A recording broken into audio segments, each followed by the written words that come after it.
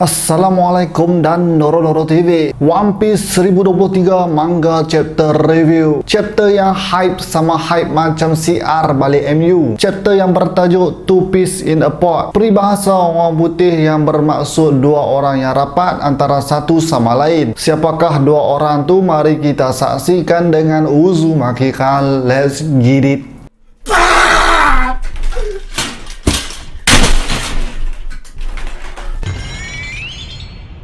目に物見せてやる。 Chapter ni bermula dengan Zoro dan Sanji berdiri di hadapan King dan Queen yang terterap di atas tanah. Chopper terkejut tengok ubat Ming berkesan dan anak buah Kaido pula terkejut tengok King dan Queen terterap. Salah seorang anak buah Kaido nak tembak Zoro tapi dihalang oleh Kawamatsu. Gapapapa. Bos Hyogoro arahkan semua orang untuk tidak masuk campur dalam fight ini sebab Zoro dan Sanji tengah bersemangat dan yakin yang mereka dapat kalahkan Kaido's best man. Marco teringat kata-kata Whitebeard Oyaji. Whitebeard cakap sebelum Marijua atas Grand Line dah wujud negara Tuhan. Masa Marco tengah mengelamun, dia hampir ditembak tapi Izo selamatkan Marco. Mereka berdua lari pergi entah ke mana. King dan Queen bangkit semula sebab serangan Zoro dan Sanji tu tak berkesan sangat. Queen serang laser beam tapi Zoro dan Sanji berjaya mengelak. Zoro perasan macam ada yang tak kena dengan Sanji rasa pelik dekat badan dia lepas dia pakai red suit 2 kali. Aku ada teori baik punya pasal Sanji, so stay tune dekat penghujung video. Gandingan Zoro dan Sanji kembali apabila King serang Sanji tapi Zoro halang dan Queen serang Zoro tapi Sanji yang halang. Queen zumu ketawa sebab dia fikir Sanji juga cyborg macam adik-beradik dia yang lain. Sanji yakin yang dia 100% manusia tapi Queen pelik kenapa Sanji boleh ciptakan api. King masa ni duk usah pelik saja sambil dengar perbualan Sanji dan Queen. Sanji lancarkan serangan kaki berapi berpusing dekat Queen. Queen macam mana pun tak kisah dengan Sanji sebab Queen ialah cyborg power yang mana Vegapunk pun tak boleh cipta. Zoro dan King berlawan dan tiba-tiba dekat hujung pedang King jadi macam bentuk sikat. King tarik 2 pedang Zoro dan baling dari situ. Kemudian King tumbuk pula Zoro tapi nasib baik kat mulut Zoro ada pedang, so tumbukan King tak berkesan sangat. Zoro perasan yang style lawan King tak macam swordsman dan King cakap dalam perlawanan style lawan apa pun tak kisah. Zoro ambil balik 2 pedang dia dan kembali berlawan.